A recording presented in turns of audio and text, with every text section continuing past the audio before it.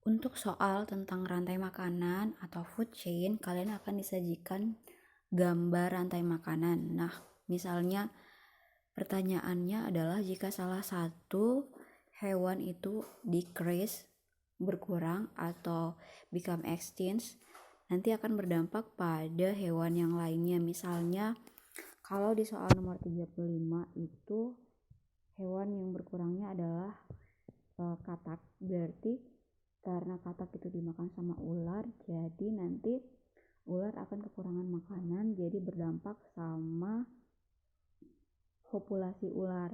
Sedangkan karena katak itu memakan serangga dan pemakan serangga sudah berkurang, nah populasi serangga akan semakin meningkat. Dengan meningkatnya populasi serangga, maka padi atau tanaman yang dimakan akan semakin berkurang.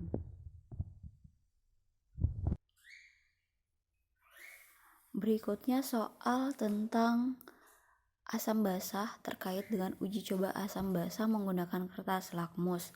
Nah, di sini ada beberapa jenis kertas lakmus, yaitu ada yang indikator universal, ada yang cuman warna biru dan merah. Kalau misalnya kalian disajikan soal dengan indikator universal, berarti itu kalian lihat yang skalanya 0 sampai 14. Nah, kalau 0 itu berarti dia asam sampai di bawah 7, berarti dari warna merah, kuning sampai kehijauan itu masih asam.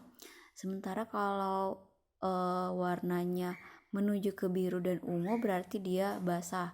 Sementara kalau warna hijau dia netral. Nah, kalau misalnya dia hanya pakai kertas lakmus yang warna merah biru, kalian lihat kalau misalnya kertas lakmusnya berubah menjadi merah atau become red atau turns to red, berarti itu larutannya larutan asam. Sementara kalau kertas lakmusnya berubah ke biru atau become biru, turn to blue, nanti berarti larutannya itu adalah larutan basah. Nah, kalau misalnya dipakai kertas lakmus merah dan kertas lakmus biru, sementara kedua lakmus ini tidak berubah warna, berarti itu larutannya netral. Nah, kalau kita lihat soal nomor 34, di situ ada 5 larutan. Nah, dipakai kertas lakmus merah dan lakmus biru. Larutan pertama itu dua-duanya menjadi merah, berarti dia asam. Larutan kedua, kedua-dua lakmusnya menjadi biru, berarti dia basah. Terus yang ketiga menjadi merah, berarti asam. Kemudian yang keempat itu merah tetap merah, biru tetap biru, berarti dia netral. Sementara yang kelima itu dia menjadi biru, berarti dia basah. Nah, di sini kita simpulkan kalau misalnya larutan asam itu berarti larutan 1, larutan 3. Sementara yang basah itu adalah larutan 2 dan larutan 5. Yang netral adalah larutan 4. Berikutnya soal tentang reaksi kimia or chemical reaction. Jadi kalau misalnya soalnya itu menyajikan gambar molekul, nah kalian lihat dari gambar molekulnya itu dia elemennya apa-apa saja atau unsurnya apa-apa saja. Nah, di sini bisa menjadi beberapa pertanyaan. Bisa jadi yang ditanyakan apa reaktannya. Nah, kalau di soal nomor 33, reaktannya itu adalah 2H2 ditambah dengan O2. Kemudian kalau ditanya produknya, berarti produknya itu adalah 2H2O. H2O itu air, dalam bahasa Inggris water, oksigen, kemudian hidrogen tetap hidrogen. Nah, kalau misalnya pertanyaannya berapa jenis elemennya, di sini kalian lihat molekulnya itu ada warna hijau dan ada warna merah. Berarti dia ada 2 jenis elemen. Sementara kalau yang disuruh hitung berapa jumlah atomnya pada produknya, kalian hitung. Nah, ini kan ada 2H2O, berarti atom H-nya ada 4 dan atom O-nya ada 2. Seperti begitu. Oke, berikutnya jika pertanyaannya tentang keping bimetal atau bimetal strip. Nah, sebagaimana yang kita tahu kan setiap besi itu, setiap logam itu punya koefisien muai beda-beda. Maksudnya kalau dipanaskan, pertambahan panjangnya itu beda-beda tergantung jenisnya. Nah, kalau misalnya jenisnya itu disebutkan nilainya per derajat Celcius. Kemudian di sini kalian bandingkan. Misalnya kalau di soal ini adalah brass and iron. Nah, kalau misalnya di soal dia memberitahu kalau misal brass itu greater than iron, berarti brassnya lebih besar koefisien muai panjangnya dibandingkan iron. Berarti kalau misalnya soal seperti itu, nanti brassnya akan melengkung ke arah iron. Melengkung ke arah iron tuh misalnya seperti kiri kanannya melengkung ke arah yang koefisien muainya lebih kecil. Sementara kalau didinginkan sebaliknya, dia akan melengkung ke koefisien muainya yang lebih besar. Untuk soal keping bimetal itu biasa kalian diberitahu dia lebih besar atau lebih kecil koefisien muainya, atau kalian diberikan nilai koefisien muai dari logam tersebut. Nah, kalian tinggal membandingkan, kemudian lihat soalnya dia dipanaskan atau didinginkan. Kalau dipanaskan, dia akan lengkung ke koefisien muainya yang lebih kecil, seperti yang di atas. Yang di atas kan yang lebih kecil dia baja, berarti dia lengkung ke arah baja. Kemudian kalau didinginkan, dia akan lengkung ke koefisien yang muainya lebih besar. Berikutnya terkait dengan pemuaian panjang atau long expansion. Long expansion sebenarnya terbagi menjadi 3, pemuaian panjang, luas, sama volume. Nah, pada dasarnya semua rumusnya sama, hanya saja kalau muai luas koefisien muainya dikali 2, muai volume koefisien muainya dikali 3. Nah, untuk soal nomor 31 itu adalah pertanyaan long expansion atau muai panjang. Di sini kalian tinggal lihat yang ditanyakan itu perubahan panjang atau panjang akhir. Kalau misalnya perubahan panjang, berarti kalian tinggal masukkan rumus delta L sama dengan L0 kali alfa kali delta T, atau panjang mula-mula dikali koefisien muainya kemudian dikali perubahan suhunya. Terus kalian di sini tidak usah repot-repot mengganti temperaturnya dari Celcius ke Kelvin, karena itu pada akhirnya akan sama. Terus kalau misalnya dia ditanyakan panjang akhir, berarti bisa kalian hitung dulu pertambahan panjangnya, kemudian kalian tambah dengan panjang awalnya. Hati-hati sama satuan awalnya. Kalau misalnya di soal itu meter, berarti nanti setelah hasil akhir yang kalian hitung itu adalah meter. Kalau misalnya di soal sentimeter, bagusnya kalian ubah dulu ke meter. Kemudian soal tentang menghitung kedalaman laut. Nah, biasanya ini aplikasinya pada kapal atau kapal pencari harta karun, treasure seeking ship. Di sini kalian lihat di soal itu biasanya diberikan berapa kecepatan rambat dari gelombang dari kapal tersebut, kemudian berapa waktu yang diperlukan dari pas dibunyikan sampai bunyi itu terdengar kembali. Kemudian kalian disuruh hitung bagaimana kedalamannya. Nah, kalau bunyi yang datang dan kembali itu kan bolak-balik, berarti waktu yang diperlukan untuk pergi dan untuk kembalinya lagi. Jadi di sini waktunya dibagi 2. Nah, cara cepatnya kalian kalikan saja kecepatan sama waktunya, kemudian hasil akhirnya kalian bagi 2. Terus hati-hati sama satuan. Kalau di situ kecepatannya 1000 meter per sekon, berarti waktunya kalian harus ubah ke sekon. Jangan sampai di soal itu dikasih waktu dalam satuan menit.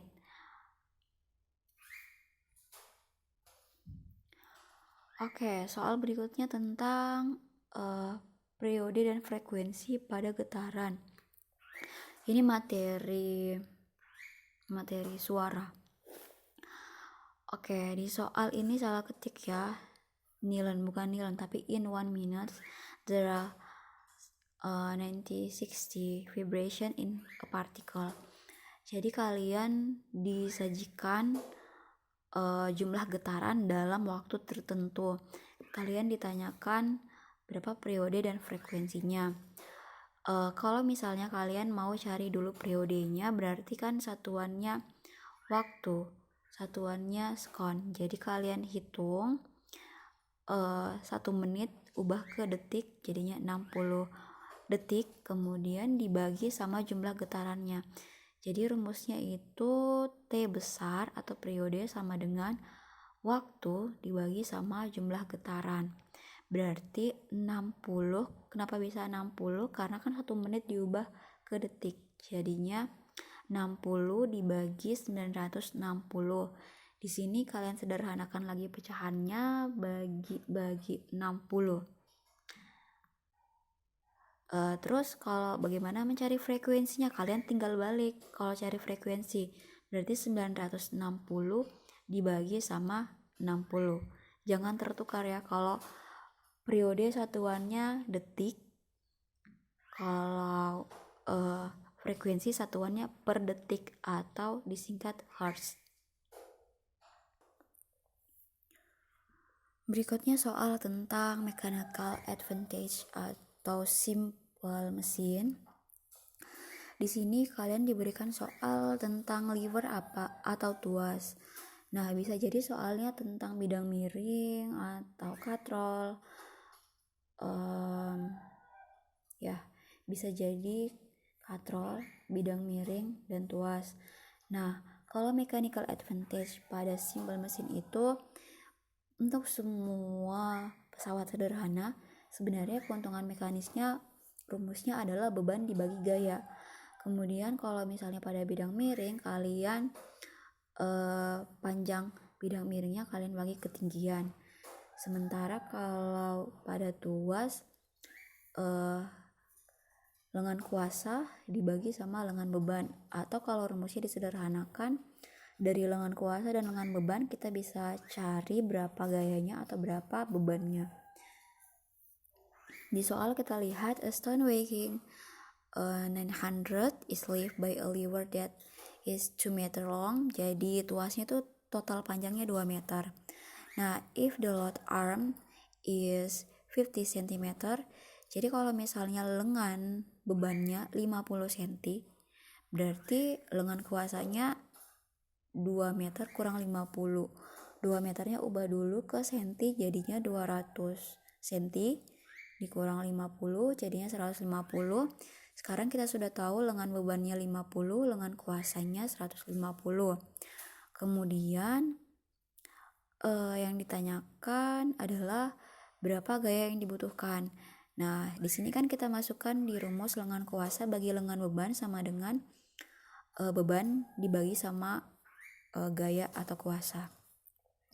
Lengan kuasanya tadi kita dapat 150 dibagi lengan beban 50 dapatnya 3. Kemudian bebannya 900 dibagi sama F. Nah, F-nya ini pindah ke sebelah kiri, berarti tinggal kemudian hasil dari LK per LB-nya yang hasilnya 3 kita pindah ke kanan.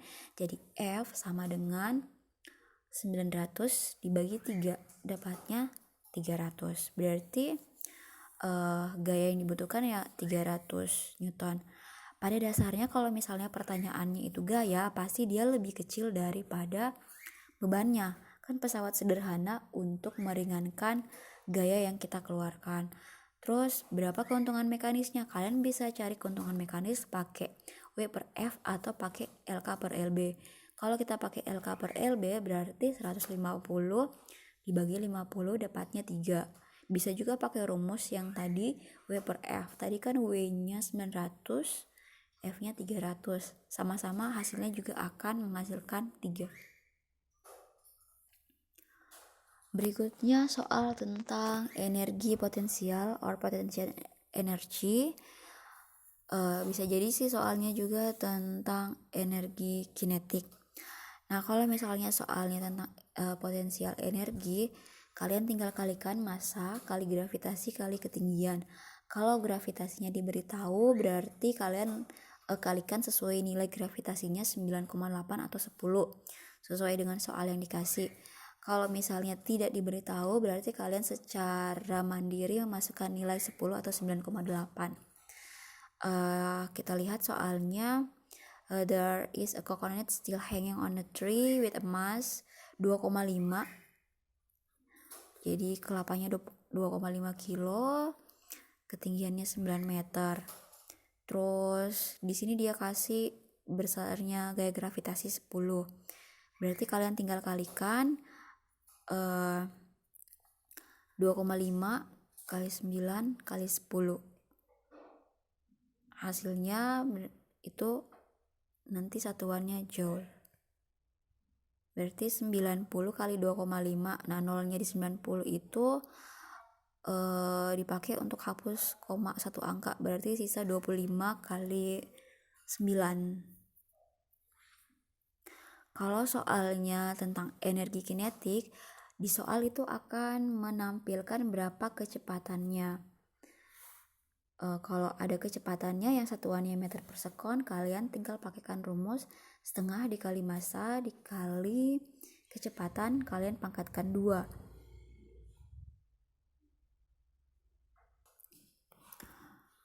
Oke, selanjutnya soal tentang tekanan atau pressure. Jadi pressure di sini ada in a solid or water and gas.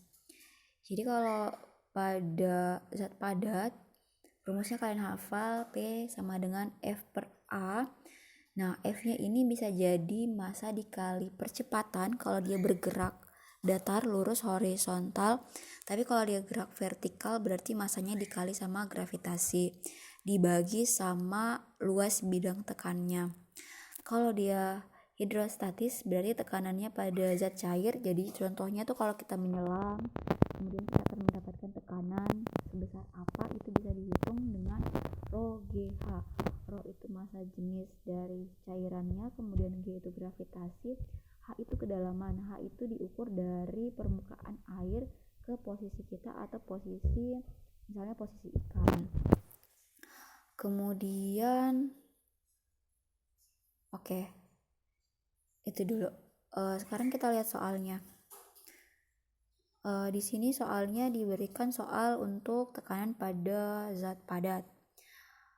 Calculate the pressure experienced by the object when a force of 120 Newton is applied to an area of 1.5 meter kuadrat. Jadi satuannya sudah sesuai, tidak perlu ada yang dirubah. Tinggal kalian masukkan ke rumus P sama dengan F per A, berarti 120 dibagi 1,5.